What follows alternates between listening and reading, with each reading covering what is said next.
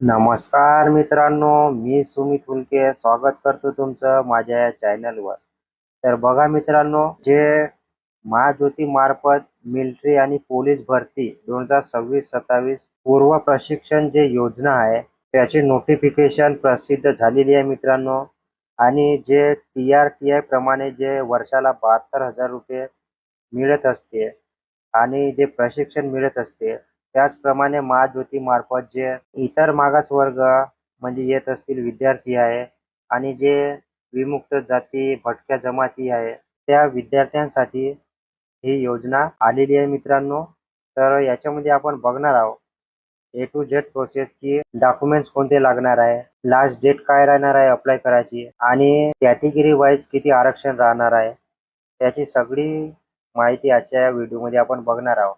तर शेवटपर्यंत व्हिडिओ नक्की बघायचा आहे मित्रांनो. तर बघा, जे महाज्योती मार्फत जे पोलीस भरती आणि मिलिटरी प्रशिक्षण योजना आहे, त्याची नोटिफिकेशन आउट झालेली आहे. आणि जे इतर मागासवर्ग, विमुक्त जाती, भटक्या जमाती यांच्यासाठी जे विशेष मागास प्रवर्गातील जे विद्यार्थ्यांना सन 2026-27 करिता मिलिटरी आणि पोलीस भरती प्रशिक्षण जे परीक्षेच्या पूर्व तयारीसाठी मोफत ऑफलाईन व अनिवासी पद्धतीने प्रशिक्षण देण्यात येत आहे. त्याकरता जे इच्छुक विद्यार्थ्यांकडून ऑनलाईन पद्धतीने अर्ज मागवण्यात येत आहे मित्रांनो. बघा, समोर आपण बघू शकतो की जे योजनेसाठी लाभासाठी पात्रता काय राहणार आहे, निवड प्रक्रिया काय राहणार आहे. तर सर्वात पहिलं आपण बघू शकतो मित्रांनो की विद्यार्थी महाराष्ट्राचा रहिवासी असायला हवा. त्याच्यानंतर आपण बघू शकतो की विद्यार्थी हा नॉन क्रिमिनल गटातील, इतर मागासवर्गीय, विमुक्त जाती, भटक्या जमाती तसेच विशेष मागास प्रवर्ग यापैकी असायला हवा. इयत्ता 10वी मध्ये उत्तीर्ण असायला हवा मित्रांनो. 10वी पास कंपल्सरी लागणार आहे पोलीस भरती, मिलिटरी भरती प्रशिक्षण असल्यामुळे. यापूर्वी महाज्योतीच्या योजनांचा कोणत्याही स्वरूपात लाभ घेतलेला असेल अशा विद्यार्थ्यांनी चालू योजनेसाठी पुन्हा अर्ज करू नये. तर बघा, याच्या अगोदर जे महाज्योती मार्फत ज्या प्रशिक्षण योजना राबवण्यात येत असते, MPSC, UPSC, IBPS, बँकिंग अशा प्रकारचे जे SSC पण आहे, त्याच्यामध्ये जर तुम्ही लाभ घेतला असतील तर तुम्ही या योजनेसाठी अपात्र राहणार आहे. तर जे असे विद्यार्थी असतील, सदर योजनेच्या लाभासाठी ग्राह्य धरले जाणार नाही आहे, त्यांनी लक्षात ठेवायचं आहे. त्याच्यानंतर आपण बघू शकतो की जे प्रशिक्षणाकरता लाभार्थी विद्यार्थ्यांची अंतिम निवड चाचणी परीक्षेद्वारे करण्यात येणार आहे. तर बघा, एक पेपर होणार आहे, त्याच्यानुसार आपल्याला सिलेक्शन होणार आहे मित्रांनो. मेरिट लागेल, त्या मेरिटनुसार आपलं सिलेक्शन होईल. त्याच्यानंतर विद्यार्थ्याची जे मिलिटरी पोलीस भरती परीक्षेच्या अभ्यासक्रमानुसार चाचणी परीक्षा घेण्यात येईल. जर तुम्ही मिलिटरी किंवा पोलीस भरतीसाठी अप्लाय करत असाल तर त्याच्यानुसार तो अभ्यासक्रम राहणार आहे. त्याच्यानंतर आपण बघू शकतो की जे चाचणी परीक्षेच्या वेळापत्रकाबाबत स्वतंत्रपणे महाज्योतीच्या संकेतस्थळावर माहिती उपलब्ध करून देण्यात येईल. तर त्याच्यासाठी आपल्या चॅनलला आपण सबस्क्राईब करून ठेवायचं आहे. वेळोवेळी आपण माहिती देत असतो मित्रांनो. त्याच्यानंतर आपण बघू शकतो की जे चाचणी परीक्षेत प्राप्त गुणांकानुसार मेरिटच्या आधारे व आरक्षित जागांच्या प्रमाणात पात्र विद्यार्थ्यांची निवड यादी महाज्योतीच्या संकेतस्थळावर प्रसिद्ध करण्यात येईल. बघा, जेवढ्या जागा राहील त्याच्यानुसार मेरिट लागेल, तशी यादी ऑफिशियल साईटवर प्रसिद्ध करण्यात येईल असं त्यांनी सांगितलेलं आहे. आणि याच्यासाठी जे वयोमर्यादा आहे मोस्ट इम्पॉर्टंट राहणार आहे. जे विद्यार्थी 18 ते 29 वय आहे तेच विद्यार्थी पात्र राहणार आहे मित्रांनो. बघा, त्याच्यानंतर आपण बघू शकतो निवड झालेल्या विद्यार्थ्याची शारीरिक अहर्ता प्रशिक्षण संस्थेमार्फत तपासून रुजू करून घेण्यात येईल. तर बघा, जे शारीरिक अहर्ता आहे, निवड झाल्यानंतर आपली शारीरिक अहर्ता मोजण्यात येणार आहे, आपण बघू शकतो. त्याच्यानंतर जे प्रशिक्षणाचे स्वरूप आहे ते आपण बघू शकतो. विद्यार्थ्यांना परीक्षेच्या अभ्यासक्रमानुसार मिलिटरी किंवा पोलीस भरती परीक्षा पूर्व प्रशिक्षण देण्यात येईल. प्रशिक्षण अनिवासी स्वरूपाचे असेल.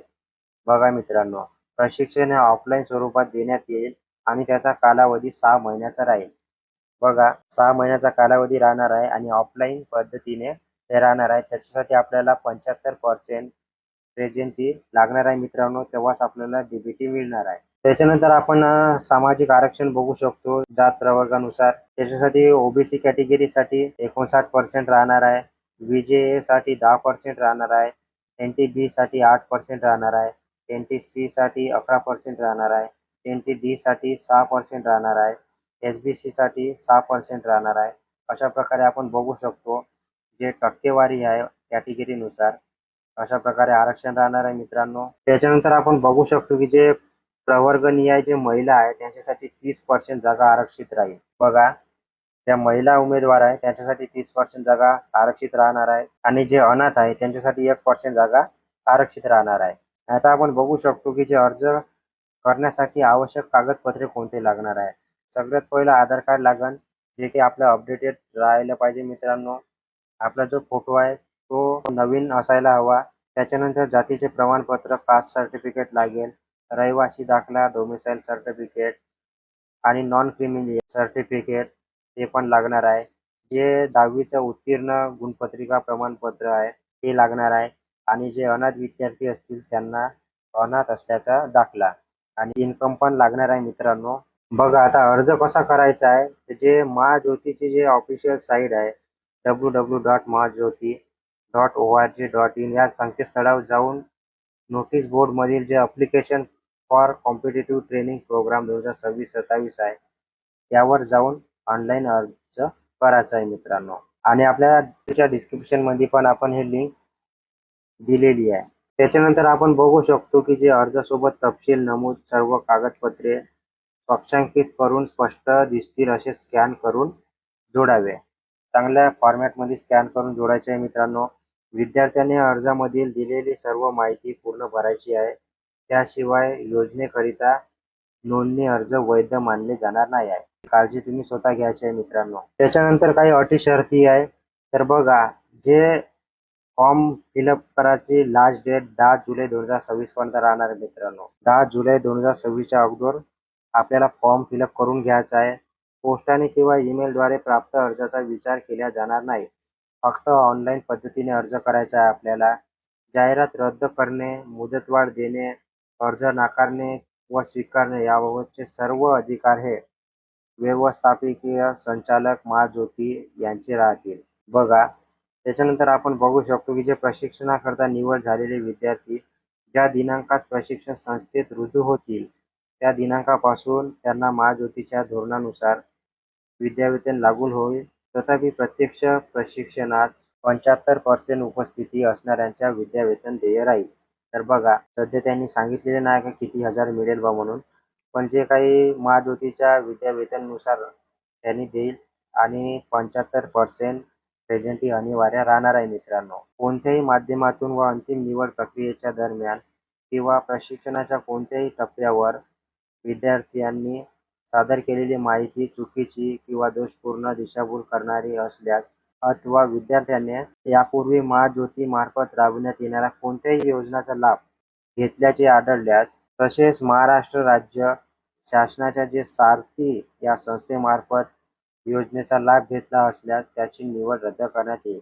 तर बघा मित्रांनो, याच्या अगोदर तुम्ही कोणत्याही योजनेचा लाभ घेतला असतील तर तुम्ही यासाठी अपात्र राहणार आहे. त्याची काळजी घ्यायची आहे मित्रांनो तुम्ही पहिलंच. त्याच्यानंतर आपण बघू शकतो की विद्यार्थ्याचे बँक खाते आधार क्रमांकाशी संलग्न असणे आवश्यक आहे. जे आपले बँक खाते आहे आधार सोबत जोडलेले असायला हवे.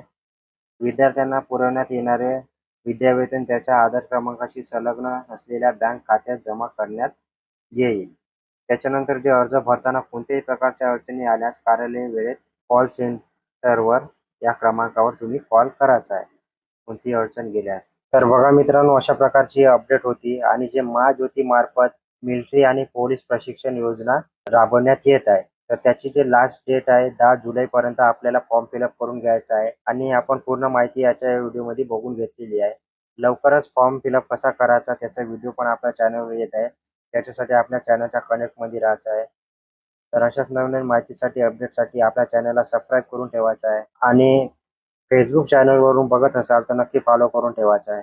चला तर भेटूया पुढील व्हिडिओमध्ये पुढील अपडेट सोबत. धन्यवाद मित्रांनो. जय हिंद.